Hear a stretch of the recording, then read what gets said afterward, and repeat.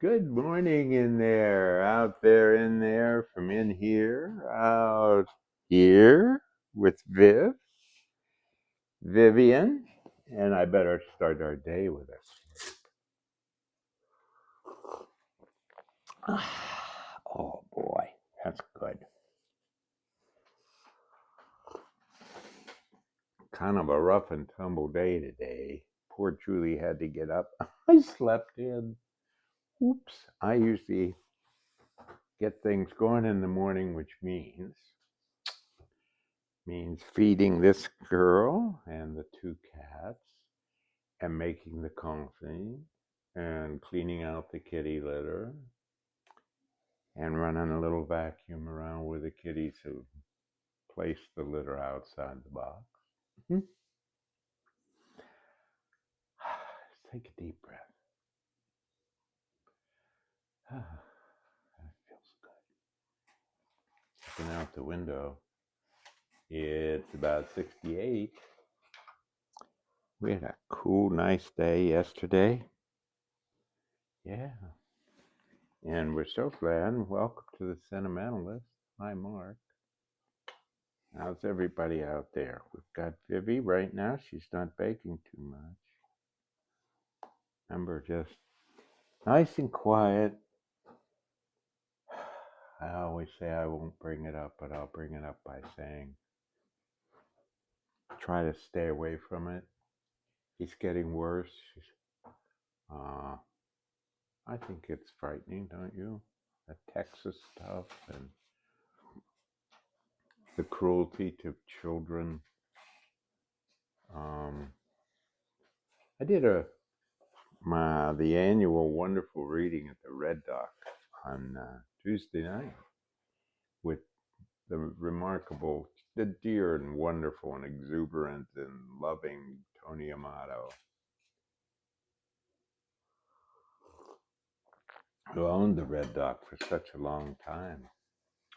And he remembered all his staff's names, thanked each one individually for all they do.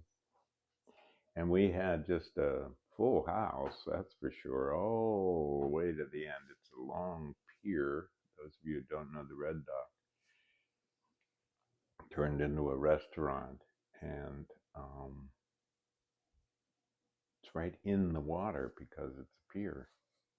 And it was just filled with people. Yeah, it was. Aren't we glad we're here, huh? Would you like a little biscuit? We'll break one in half. How's that, huh? Yeah, I'm glad you're here. So there we were, and it was such an incredibly good time. Tony's poems were stunning.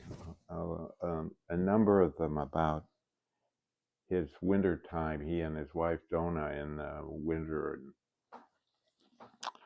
in Santa Fe. Yeah. How they go skiing.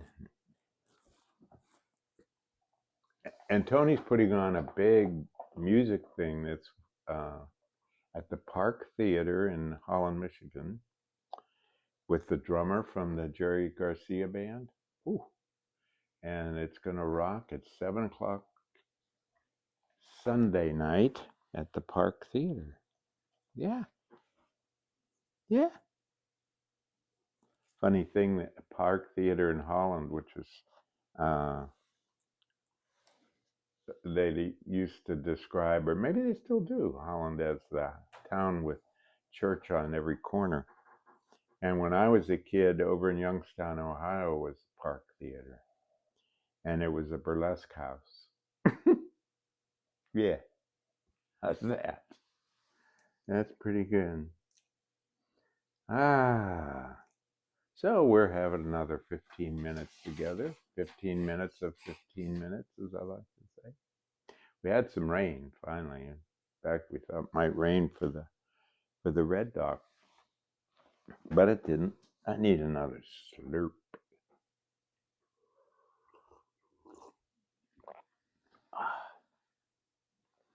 And yeah, we had went down the As my mom used to say, you went down the wrong road. Yeah, we had we had a heavy rain, didn't we, Vivian? Huh? We went out and got soaked. Vivian and I went out in the rain. We got good and wet, didn't we? We had it. You kind of liked it, I think, didn't you? But the pond's still down. Whew. And it's hard times, really, for farmers, and we care about them, and it's tough. Um, let's see, I'm looking at my notes. Oh, it was so many people there, and including one of my dearest students, almost a daughter, Alicia Aboud, and her husband Johnny, and their two beautiful daughters, and in 12 and 9. And we had, okay, high five. High five? No, okay. Who's your good girl? And I looked out, and there was Alicia. I just was, shake my head. No, it isn't. It is. It can't be anybody else. And then they came and visited yesterday, and we sat on the porch, and we had a lovely, wonderful conversation. One of those things where you say, let's catch up. But of course, you can't. She teaches in a school outside of Chicago. Teaches in a school there, and her daughters go there. Fortunately, she gets some tuition off because the tuition at this school is $50,000 a year, elementary school. $50,000 a year. My first job was at Colgate University up in New York, and I couldn't get over the wealth there, and that the tuition there was $3,000 a year. And I couldn't believe all these. Then it was a men's school. Now it's co-ed. Who has $3,000 to spend each year to send their son to the university? Well, I always like to say good morning to David James because he got me this. Yeah, yeah. And my slurp sign is kind of behind me. That Jane Harper made slurp. My slurp sign. Pillow, for heaven's sakes. But last night, following the Red Dog on Tuesday, was last night the remarkable Landscapes of Poetry group met. Holy cow. And I have the best time. We have the best time. Because I start off, they don't know what I'm going to ask. And last night it was, when you were a kid, what did you do on a rainy day in the summer out of school? And it was so fun to hear the different things. Two of the people were raised on farms. They said, well, we had a day off work, I guess. And then others, of course, different books. Now, what I want you to guess now, what books were most mentioned? Yeah, you're right. Nancy Drew and the Hardy Boys. You got it. How'd you know that? Huh? You got it. That was the most mentioned, that's for sure. And holy cow, the phrase of the evening, in a way, although there were a lot, the poems were, these are people whose poems are publishable. So there's no workshop. I can't critique and they can't critique. So we talk about what we notice in the poems, what we see and what moves us and what touches us. And it's like a salon. And it's a conversation, of course, not very many people get to have, right? And it's so rich and so, during this time, so beautiful and positive and touching and sorrowful and funny and um, yeah. One of the people, Kathleen Markham, now lives in a house on the bayou where the houses on each side now are empty because of passing away of people. And it was so touching to read that and hear about that. And the line talked about a lot was, I feel terrible because I can't talk about everybody, so you guys forgive me if you're watching. But Bending Kindness by Ruth Wald. Isn't that a wonderful idea? Bending kindness. And then, what am I trying to think of? Oh, Marianne Sundquist had this remarkable poem about waiting for his son after the first day of middle school, and how hard it was. Let's just say that. And she writes metaphors and similes that are very unexpected and fresh and new. And we had fascinating insights about the book we're reading called Nine Gates by Jane Hirschfield, which reminds me of a couple of books I want to bring up.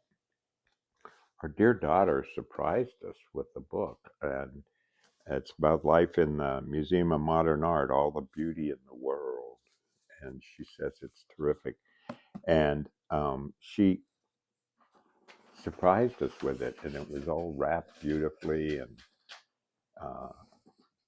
oh, what a dear thing to do. And then former student Mark Hillringhouse has spent, I'll bet, 40 years interviewing the remarkable poets in New York City, Kenneth Koch, Frank O'Hara, John Ashbery, all Barbara Guest, all of them, and interviews, photographs he's taken, etc. A not put down book for anybody interested in poems. And why aren't people interested in poems? Have you come up with any theories about what you read this summer? And I bet you didn't hear anybody say anything about what they read this summer. We live on a planet. Yeah, we do. Oh, she's just being my bud. She's being my buddy. Slurp and then a poem? Huh? We, oh no, I had an, where's summer? Summer's almost over and I'm crying. And I don't know why. I know why. Our daughter's going back, first day of school today. It's hard. It really is. $50,000 tuition for a private school, and that's what Rump and DeVos and all of them want. They want all private schools because, you know, we all could afford, send our kids to a private school for $50,000 a year, right? Couldn't you? Sure. Poor Julie. She's knitting over there a little bit. Not much. Mm-hmm. It's called He Had Put It Off for a Year, and I bet there's some connection to this for you. The trunk of the apple tree had rotted. Any arborist would know why. Probably any apple farmer. And you can have that, any, say, apple farmer. He knew a result is not an explanation. Before I started writing, I couldn't know if this pen would make its way to the period. The apple tree had never moved. It was, after all, an apple tree, and was now dying in late spring, while still offering bouquets of white blossoms. Remember that tree you had? He took down the saw from the shed his father built from leftover lumber. His grandfather had planted the tree. He remembers climbing it, pretending to be a raccoon peering down into the ground cover of night. The tree now leaned north, the lower branches brushing the untrimmed grass. His wife stood at the open front door. Their dog sat beside him, tail wagging, and up through the blossoms, and all but full moon rose, a glimpse through the passing clouds. So if you've had to cut down a a very fond tree, you know what that's like. Hey, take care. Try to be cheerful. Be kind. Thanks for being with us, and Mivy and me and Julie.